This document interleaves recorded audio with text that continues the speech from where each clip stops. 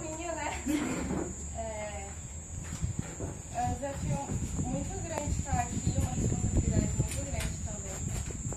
Eu fugi muitas vezes, e muitas mesmo, de estar aqui.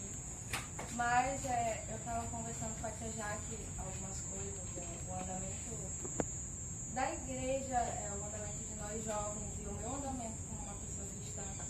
E no meio das nossas conversas ela me fez o convite.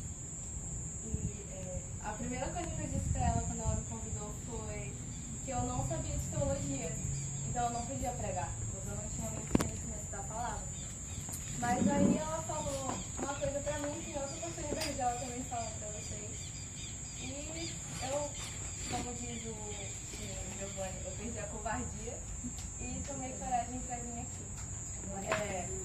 A base da nossa palavra hoje, ela vai estar lá em 2 Timóteo 4:7, que fala, quando Paulo fala com Timóteo, nos momentos finais da sua vida, que ele combateu um bom combate, ele guardou a carreira.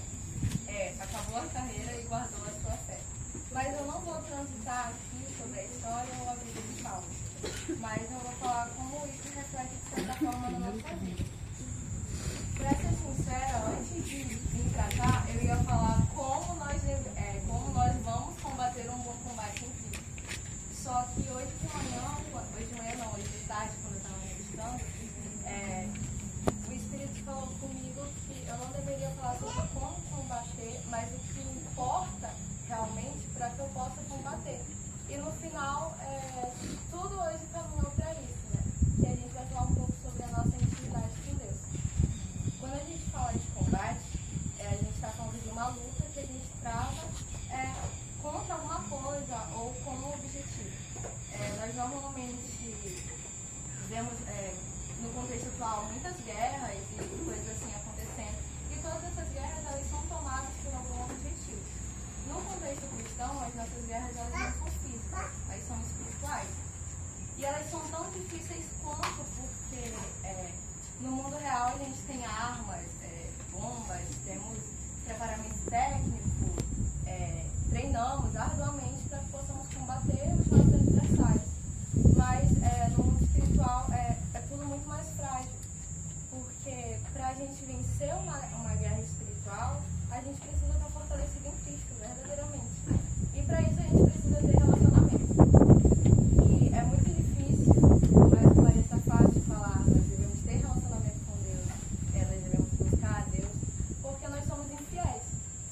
Como nós todos sabemos, a base para um relacionamento, por exemplo, no nosso dia a dia, quando a gente se relaciona com amigos, relacionamentos amorosos, é a fidelidade.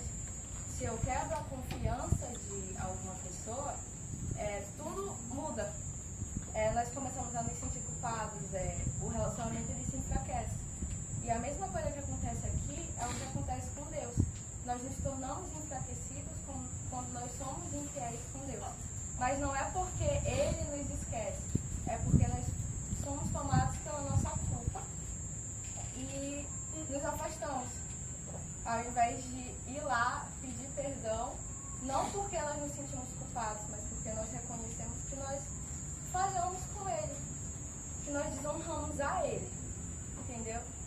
E tudo começa a ficar muito complicado na nossa cabeça. E aí, quando eu estava meditando na palavra, surgiu um questionamento no meu coração. Se eu poderia dizer que eu combato um bom combate no contexto espiritual. E eu trago esse questionamento também para vocês, não para responder para mim, mas para vocês conversarem com Deus e ver como é que está tudo, sabe? Porque nós somos vasos do Senhor, isso é um fato. Só que uma das coisas que dificulta a gente se fortalecer verdadeiramente em Deus é a forma como nós buscamos esse fortalecimento em Deus. Tem muitos louvores hoje em dia, inclusive tem um que eu gosto muito, que ele fala que nós ainda temos fome, nós ainda temos sede, nós ansiamos pelo Senhor. Mas muitas vezes a gente canta isso de uma forma vã, porque o nosso vaso nós estamos preenchendo com coisas do mundo. E eu não estou falando de preencher com coisas do mundo, de ai meu Deus, eu estou indo ali, estou fazendo as maiores atrocidades possíveis. Mas eu estou priorizando as coisas aqui da terra.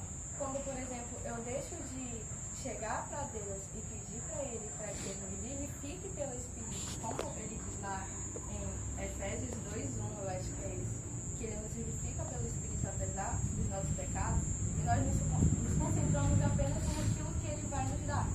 Então nós começamos a preencher o nosso vaso com as nossas expectativas, os nossos desejos, os nossos anseios, necessidades, o nosso pedido de socorro. E aí, o que sobra do nosso vaso, para a gente realmente ter um relacionamento, não pelo que Ele pode nos dar, mas pelo que Ele é e pelo que Ele faz, não no sentido de nos dar, mas pela forma que Ele modifica a nossa vida, que Ele nos transforma. É muito pouco. E quando a gente tenta esvaziar o nosso vaso com esses anseios e desejos, a gente começa a encher o nosso vaso com outras coisas que também não são o nosso anseio e relacionamento com o Senhor. Eu estava falando com o papai, isso é até um pouco forte. Eu não sei se eu deveria realmente falar, mas nós pregamos no Evangelho que nós devemos servir a Deus, independente das circunstâncias. Mas na realidade nós buscamos ser servidos. Porque nós concentramos a nossa adoração não nele, mas o que ele vai fazer. Eu oro por dias, eu jejuo, eu faço tudo porque eu quero alcançar aquele curso. Eu me prostro diante do Senhor porque eu quero aquele celular. Eu venho diante de Deus, me lamento de todas as formas possíveis porque eu quero ser curada. Mas dificilmente a gente se ajoelha diante do Senhor e fala: Senhor, me fortalece em ti. Fortalece a minha fidelidade. Que eu possa deixar de concentrar naquilo que está aqui. Porque o aqui é passageiro. A gente não vai ficar aqui para sempre. O que vai vir é a eternidade. E como as meninas falaram no início, se eu não buscar ter esse relacionamento, se eu não buscar ser vivificado realmente, ser fortalecido e ter os meus olhos voltados apenas para o Senhor, quando chegar lá no grande dia, Ele vai olhar para nós e falar que não nos conhece. Ele conhece aquela pessoa que um dia buscou coisas dele, mas não buscou a Ele, que é o que realmente deveria ser feito. Isso é importante porque, como eu falei no início, a gente tem muitos combates espirituais. E o tio falou na quarta-feira, na pregação dele, que nós somos soldados do Senhor. E eu também, quando estava conversando com o papai, eu perguntei para ele, em questão do militarismo e tudo, o que é que o soldado tem como um propósito quando ele vai para a guerra. E o meu pai falou que é sair vivo. E a gente tem muita noção, assim, nos dias de hoje, que quando a gente não quer guerrear, quando a gente não quer lutar, é muito difícil a gente vencer. Ou então quando a gente não tem um propósito, por exemplo, eu quero sair vivo, dificilmente eu vou sair vivo, porque eu não estou concentrando as minhas forças naquilo, eu não estou fazendo de tudo para que aquilo aconteça. Eu estou, a Deus dará, deixando a vida me levar. E a mesma coisa no mundo espiritual. A nossa principal guerra hoje em dia é vencer contra os espinhos da nossa carne, assim como Paulo. Os nossos desejos, os nossos pecados de estimação, às vezes que nós estamos cansados e desanimados para buscar o Senhor, e aí, ao invés de buscar o Senhor, nós vamos fazer outras coisas, assistir uma Netflix, sair com os amigos para tentar reanimar a nossa carne. E nós temos muita dificuldade para fazer isso, fazer com que a gente supere isso. E aí a gente chega diante do Senhor e fala assim: Senhor, me dá força, Pai, para que eu possa fazer isso. E a gente continua fazendo isso repetidas vezes: Pai, me dá força, Pai, me dá força, Pai, me dá força. Mas nós não tomamos uma atitude contra isso. Deus, Ele nos fortalece no Espírito todos os dias, mas é uma escolha nossa. E isso